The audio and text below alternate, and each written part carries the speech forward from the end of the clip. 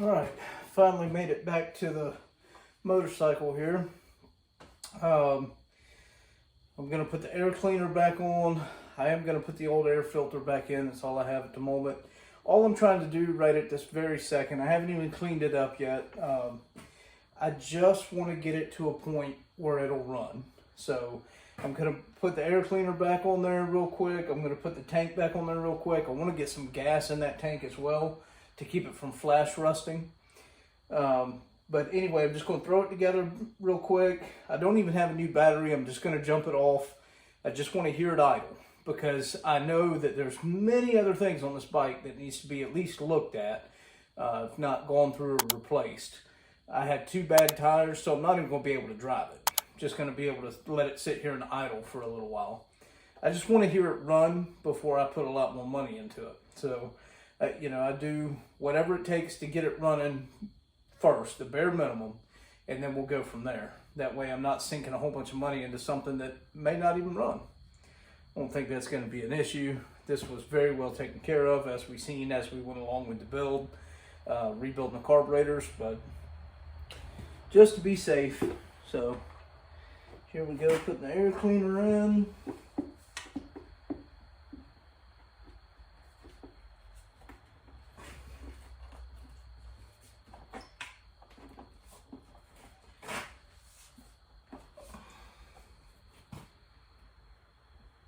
Okay. Pretty smooth actually. Tighten that down.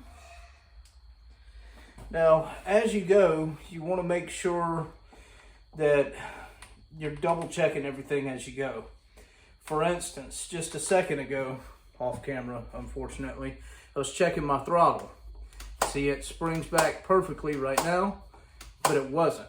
It was catching on, the throttle linkage was catching on the hose clamp, or the clamp that goes around the cups that hold the carburetors on.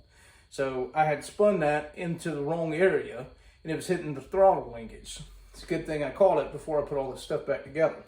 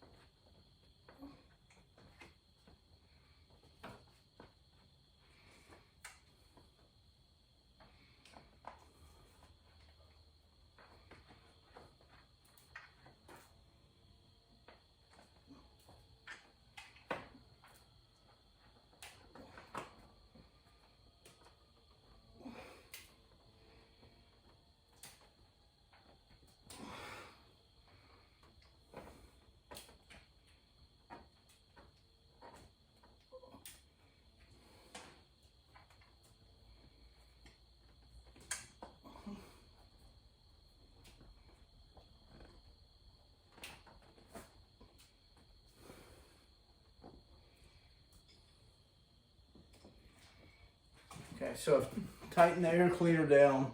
Now all I'm doing is connecting the hoses back to it. There's 2 hoses that stick down on this side that connect to the air cleaner. So I'm connecting those now.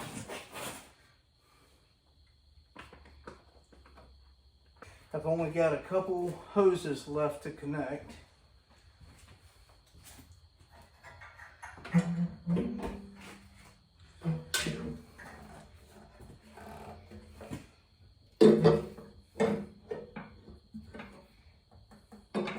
Not going to torque those down or anything. Just going to run them down.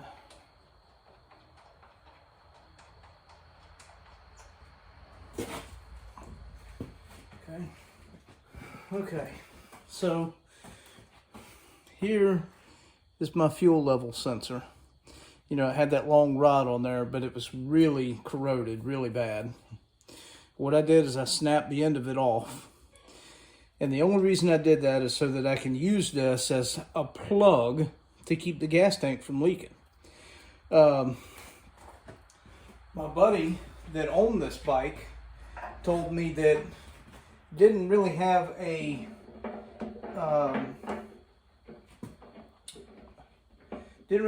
like a fuel gauge to begin with. He said all it did was tell you when you were low. So this sensor is $100 if you can find it, which I mean it's not too awfully hard to find, but there's not that many of them, and every one of them you can find is $100. I'm sorry, but I'm not going to pay $100 for a little light to tell me I'm almost out of fuel. I'd rather, you know, if there's no fuel gauge, then, you know, I'm going to have to keep an eye on it regardless. So I chose just to keep an eye on it.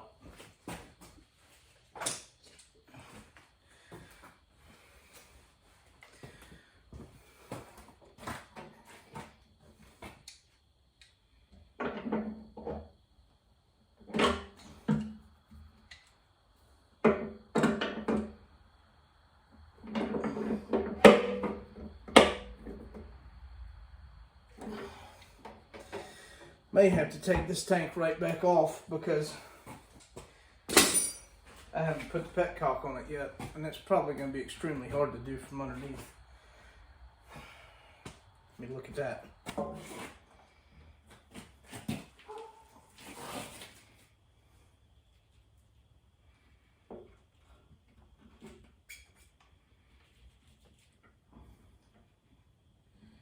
It actually might not be too bad.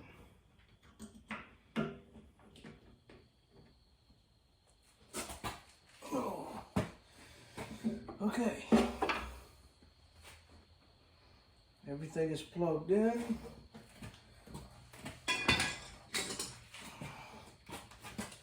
Check this one more time.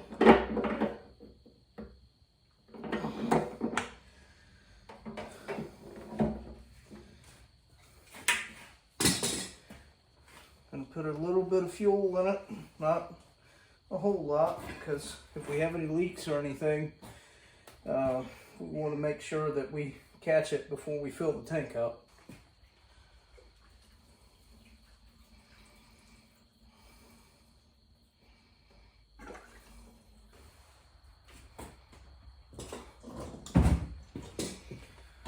Okay, that should be enough fuel to fill up to where the that should be enough fuel to fill up to where the petcock and the fuel sensor is. So now we can check and see if we have any leaks.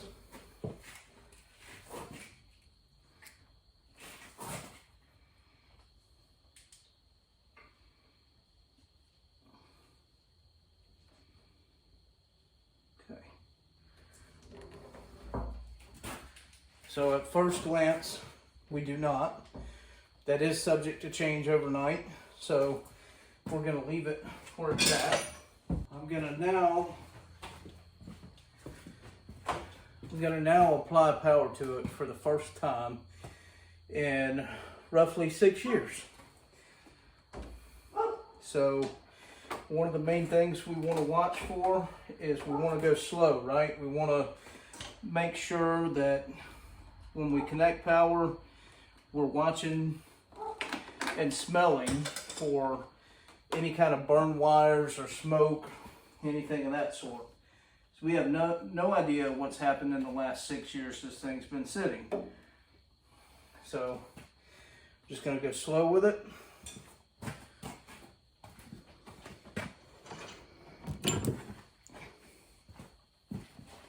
Let's apply power.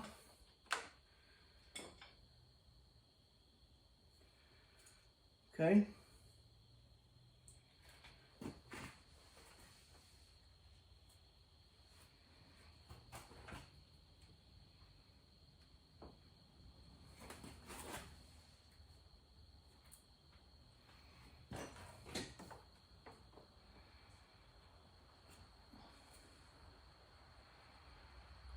I'm also feeling on the cables to make sure nothing feels warm.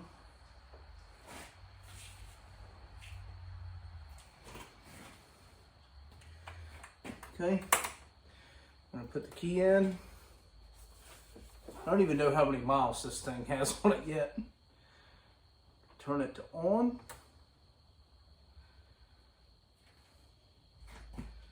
Saying that the blinker's on, okay. Saying we're in neutral. Trip. Okay, how do we cycle through that? Right here. Trip. Okay, odometer says 18,620 miles. Okay. Now, let's see if she'll kick off.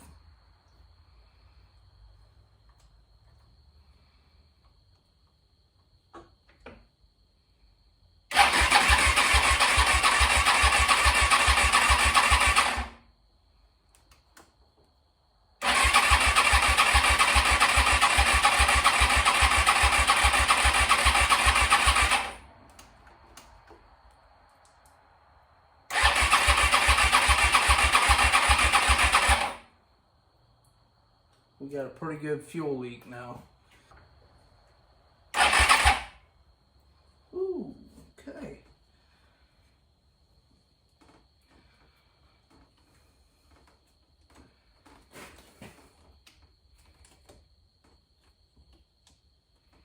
Well, there you go. Look, hey, I'll be one of the first ones to admit when I'm wrong and I do something wrong. I know a lot of people don't show their failures, but I feel like that's just not real life. What's happening is I have left a fuel line disconnected. Don't know how I missed it. It was up underneath a electrical harness. Not that that's any kind of excuse whatsoever, because it is not. But that fuel leak is no one's fault but my own. I guess if there was any trash in the lines, it was a good thing it was disconnected, but I think we combated that. Well, nobody's perfect, and I'll admit when I'm wrong. Let's see if that makes any difference. Okay, looks like I got the fuel leak stopped. Let's see if we can get this thing to crank now. Ooh. Come on, baby. Oh. Oh. Come on, baby. She's trying.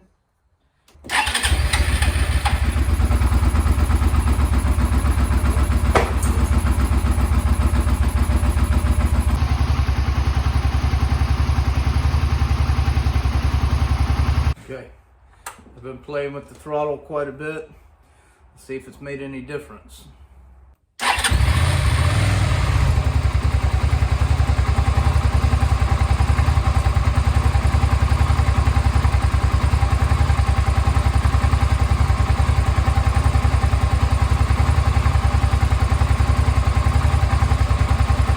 Well, we got it out of